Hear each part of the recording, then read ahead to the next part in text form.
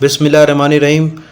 سالم سلام Ansari advocate Punjab university Lahore سے political science اور ہسٹری میں ماسٹرز کی ڈگری حاصل کی ہے۔ Punjab university law college Lahore سے LLB کے بعد 1987 میں بیرسٹر کمال اصفر سابق گورنر سندھ کے معاون کی حیثیت سے کراچی میں وکالت شروع کی۔ آج کل ربانی اینڈ انصاری لا فرم کے پارٹنر کی حیثیت سے بینکنگ، کارپوریٹ، کمرشل اور سول مقدمات کی سندھ ہائی کورٹ اور سپریم کورٹ آف پاکستان میں پریکٹس کر رہے ہیں۔ سالم سلام انصاری ایڈوکیٹ بینکنگ قوانین کے ماہر وکیل اور ممتاز اقتصادی اسکالر ہیں۔ اقتصادیات، قانون اور بینکاری کے موضوعات پر 14 کتب کے مصنف ہیں۔ متعدد انگریزی اور اردو اخبارات و رسائل میں اقتصادی و بین الاقوامی امور پر ان کی تحریریں شائع ہوتی رہتی ہیں۔ سالم سلام انصاری ایڈوکیٹ مختلف فورم پر اقتصادی، بین الاقوامی امور اور بینکاری کے موضوعات پر لیکچر دے چکے ہیں۔ سالم سلام Ansari advocate supreme court banking, corporate, commercial, civil اور آئینی مقدمات کا 33 سالہ تجربہ رکھتے ہیں۔ بینکاری اور متعدد قوانین پر 1 درجن سے زائد کتابوں کے مصنف ہیں۔ ان کے 125 سے زائد مقدمات رپورٹ ہو چکے ہیں۔ باؤنس چیک کے مقدمات پر دستخط رکھتے ہیں۔ ہم نے باؤنس چیک اور چیکوں کے سلسلے میں ان سے گفتگو کا ایک سلسلہ شروع کیا ہوا ہے۔ 12 مختلف ویڈیو کلپس پر مشتمل ہے جو ہمارے اسپیشل ٹائمز چینل پر اور یوٹیوب پر دستیاب ہوں گے۔ جناب سالم سلام انصاری کا پہلا ویڈیو کلپ باؤنس چیکوں کی وصولیابی کے دیوانی مقدمات پر مشتمل تھا۔ آج دوسرے ویڈیو کلپ کا موضوع باؤنس چیک کا اور فوجداری قانون اور دفعہ 489F PPC سے ہے۔ مجموعہ تعزیرات پاکستان 1860 ہے۔ جناب سالم سلام انصاری سر، ہم آپ کو ویلکم کرتے ہیں اپنے نیوز چینل اسپیشل ٹائمز میں۔ آپ اس سلسلے میں کچھ فرمائیں گے؟ آج کا جو موضوع ہے اور جو آپ نے یہ سوال کیا، تو یہ جو ڈس آنر چیک ہیں یا باؤنس چیک جنہیں کہا جاتا ہے، اس کی یہ دوسری گفتگو ہے جس کو ہم نے ویڈیو کلپ 2 کا نام دیا ہے۔ جی، ویڈیو کلپ 1 جو تھی، جو ہم نے پہلی گفتگو کی تھی، وہ دیوانی مقدمات کے ذریعے اور مجموعہ ضابطۂ دیوانی کے تحت جو باؤنس چیک یا ڈس آنر چیک ہیں ان کی وصولیابی یا ریکوری کے طریقہ کار سے متعلق۔ یہ دوسرا کلپ ہے جو کہ باؤنس چیک یا ڈس آنر چیک کے سلسلے میں جو فوجداری قوانین ہیں اور جو سیکشن 489F ہے PPC 1860 کی دفعہ 489F مجموعہ تعزیرات پاکستان 1860، اس کے تحت جو یہ جرم ہے اس کے بارے میں آج گفتگو ہوگی۔ اس کے علاوہ اور بھی ہم باؤنس چیک یا ڈس آنر چیک کے سلسلے میں مزید یہ 2 موضوعات کے ساتھ مزید 10 موضوعات کا تقریباً کوئی 1 درجن موضوعات پہ باؤنس چیک سے ریلیٹڈ جو ہیں ان پہ اگلی کلپس میں گفتگو کریں گے، اور ان مختصر کلپس کے ذریعے باؤنس چیک یا ڈس آنر چیک کے بارے میں جو قوانین ہیں اور جو تفصیل ہے وہ بیان کرنے کی کوشش کریں گے۔ یہ جو ڈس آنرنگ آف چیک ہے، یہ چیک کا باؤنس ہو جانا جو ہے، یہ پاکستان میں پہلی دفعہ بینکاری مقدمات میں جو چیک قرضہ لینے والا بینک کو دیتا تھا قرضے کی ادائیگی میں، اس کی ایک قانون جو تھا 1997 کا، جس کو banking companies recovery of finances, credit finance and advances act تھا 15 آف 1997، اس میں پہلی دفعہ سیکشن 19 سب سیکشن 3، 4 اور 6 کے ذریعے باؤنس چیک کا ہونا ایک فوجداری جرم پاکستان میں پہلی دفعہ قرار دیا، جس کو بعد میں وہ جو بینکنگ ریکوری ایکٹ 15 آف 1997 تھا اس کو ریپلیس کیا financial institution recovery of finances ordinance 2001 نے، اور اس کی سیکشن 20 سب سیکشن 3، 4 اور 6 سیکشن 20 سب سیکشن 4، 5 اور 6 کے ذریعے اس کو جو ہے ریپلیس کیا گیا سیکشن 19 سب سیکشن 4، 5 اور 6 کو، جو 1997 کا قانون تھا۔ اس سے پہلے 1997 سے پہلے چیک کا ڈس آنر ہونا جرم نہیں تھا، لیکن پرائیویٹ پارٹیز کے درمیان یا جنرل قانون کے تحت پہلی دفعہ 25 اکتوبر 2002 کو ایک کرمنل امینڈمنٹ آرڈیننس 2002 پاس ہوا، وہ پریزیڈنٹ نے پروملگیٹ کیا اور اس کے تحت پہلی دفعہ پاکستان میں سیکشن 489F کی انسرشن کرنے کے ساتھ پی پی سی 1860 میں ڈس آنرنگ آف چیک کو ایک فوجداری جرم جو ہے پہلی دفعہ عام پارٹیز کے سلسلے میں قرار دیا گیا، اور یہ 25 اکتوبر 2002 سے سیکشن 489F پی پی سی 1860 میں جو یہ انسرشن ہوئی 489F کی، اس کے تحت یہ فوجداری جرم میں ٹھہرا۔ انڈیا میں 1988 میں ایک قانون کے ذریعے پہلی دفعہ چیکوں کا ڈس آنر ہونا جو ہے فوجداری جرم قرار دیا گیا، اور اس میں نیگوشیبل انسٹرومنٹ ایکٹ کی اندر چیپٹر 17 کا اضافہ کر کے سیکشن 138 سے لے کر 142 تک انہوں نے میٹروپولیٹن میجسٹریٹس کو پرائیویٹ کمپلینٹ کے ذریعے یہ پروسیڈنگ کی پاور دے کے چیکوں کو پہلی دفعہ 1988 میں وہاں فوجداری جرم قرار دیا گیا۔ سر جیسا بھی آپ نے فرمایا پاکستان کا پھر انڈیا کا آپ نے ذکر کیا، تو کیا دیگر ممالک میں بھی، یورپ سائڈ میں بھی دیگر ممالک میں بہت پہلے سے قوانین تھے جی، کئی ممالک ہیں اس میں آج بھی ڈس آنر آف چیک جو ہے کرمنل افینس نہیں ہے، اور بعض ممالک میں جیسے یہ یو اے ای ہے، یو کے ہے، اس میں یہ ایک کرمنل افینس رہا ہے جی، لیکن ہم نے 2002 میں 25 اکتوبر 2002 میں سیکشن 489F کی انسرشن کے ساتھ پاکستان میں پہلی دفعہ چیکوں کا باؤنس ہونا ایک فوجداری جرم قرار دیا، اور یہ جو 489F کی سیکشن کی انسرشن کی گئی اس کے ساتھ ساتھ سیکشن 345 میں ٹریس پاس کی انٹری کی بات ٹیبل میں اس کو شامل کیا گیا، جس کے تحت 489F کے تحت اور سیکشن 489F پی پی سی کے تحت اور section 345 of criminal procedure code of criminal procedure کے ذریعے جی، اس کو ایک فوجداری جرم قرار دیا گیا، اور اس کی سزا 3 سال یا جرمانہ یا دونوں، اور اس کو ایک ناقابل ضمانت نان بیلیبل افینس یا ناقابل ضمانت جرم قرار دیا گیا، اور اس کو جو اس کی ٹرائل ہے وہ میجسٹریٹ کی ٹرائل، فرسٹ کلاس میجسٹریٹ کی ٹرائل رکھی گئی کہ وہ اس کو ٹرائل کرے گا۔ سر جیسا بھی آپ نے فرمایا دوران مؤثر لیکچر کہ اس میں سزائیں وغیرہ بھی جیسے قانون کے تحت، تو اب تک کچھ لوگوں کو سزائیں ہوئی ہیں اس جرم کے تحت سزا لوگوں کو ملی؟ 2002 کے بعد جی جی کئی سزائیں ہوئی،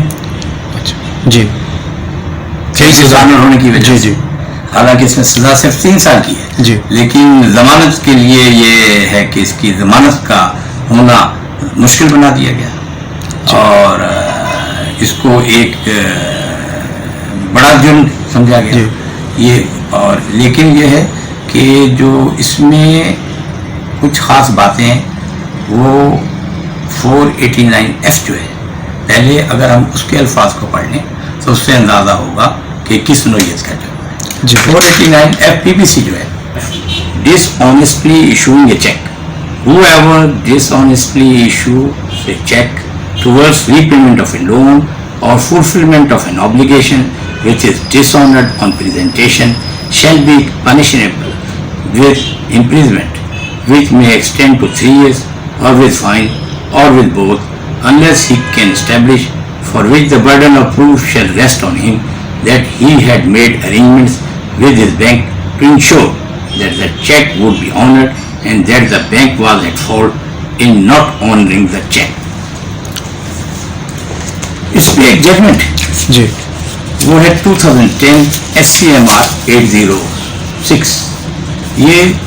3 ججز کا بینچ ہے، محمد سلطان ورسز اسٹیٹ۔ اس میں 4 انگریڈینٹس بتائے گئے ہیں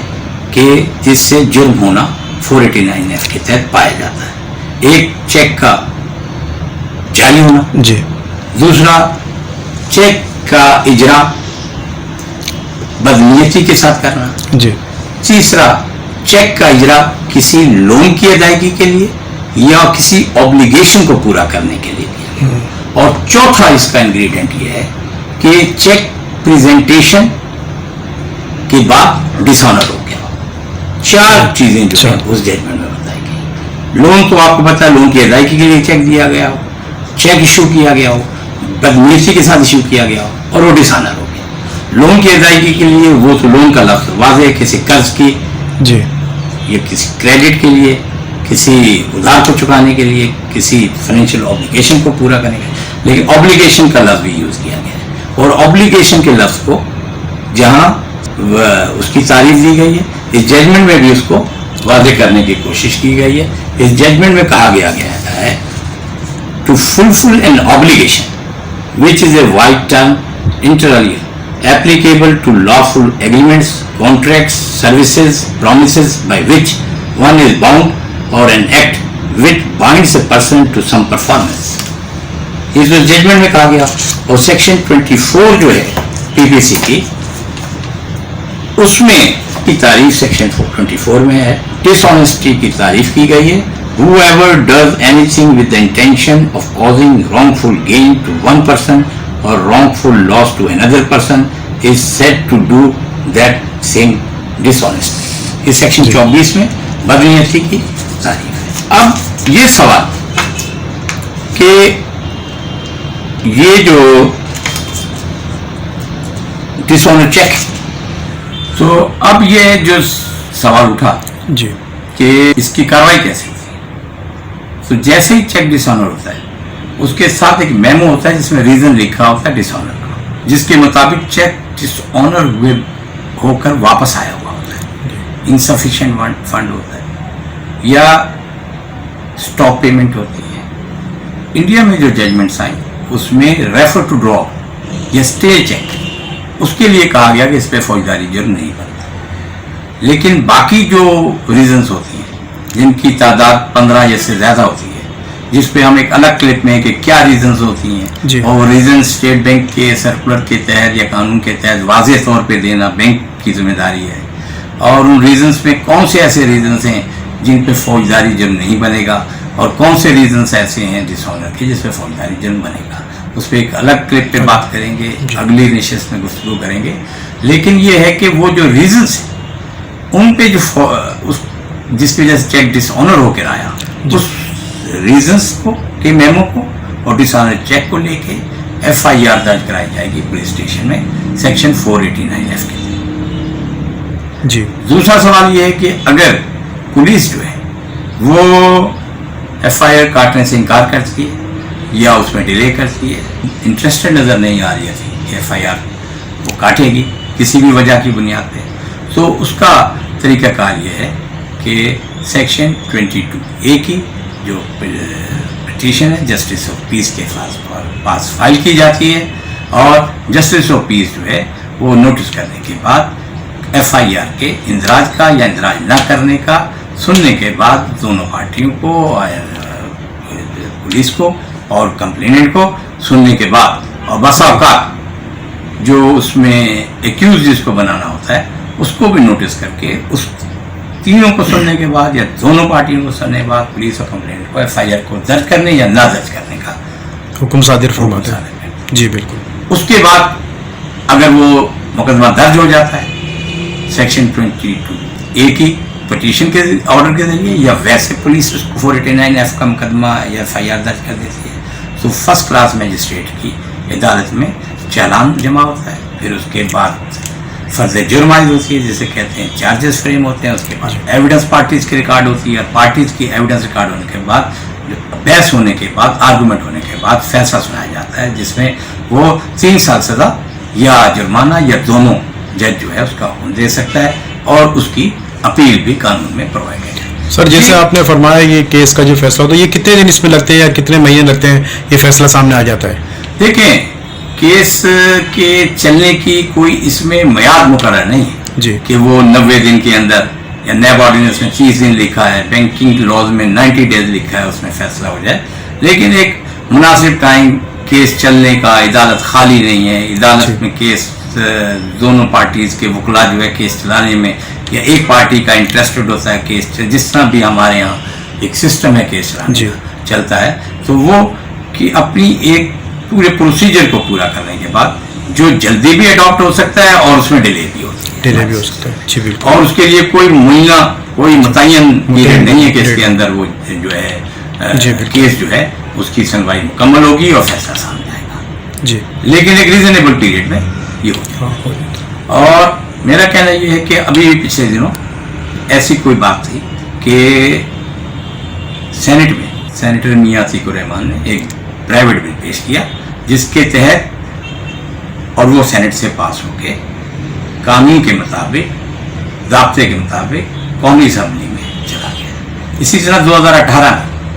ایک اور پرائیویٹ بل بھی پاس ہوا تھا قومی اسمبلی سے، جو کہ سینٹ گیا تھا اور وہاں سے اس کی توثیق نہیں، جی وہاں پڑا۔ تو 2018 میں وہ قومی اسمبلی کا بل اور 2020 میں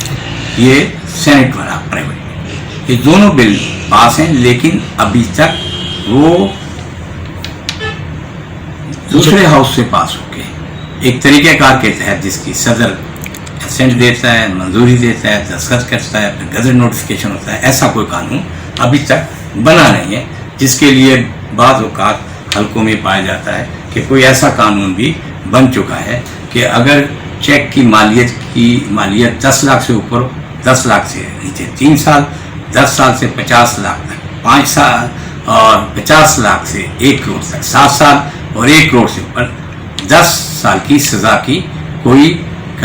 قانون پاس ہو چکا ہے۔ یہ ابھی قانون سے مراحل کے اندر ہے اپنی قانون سازی کے، اور ایسا کوئی قانون ابھی تک اطلاق پذیر نہیں ہوا ہے۔ ابھی قانون یہی ہے کہ 3 سال سزا یا جرمانہ یا دونوں، کتنی بھی اماؤنٹ ہو اس صورت میں، کوئی بھی اماؤنٹ ہو، جی 500 روپے کا چیک ہو تب بھی یہی ہے، 5 کروڑ کا چیک ہو تو تب بھی یہی ہے۔ صحیح۔ اور دوسری بات یہ ہے کہ یہ ناقابل ضمانت جرم،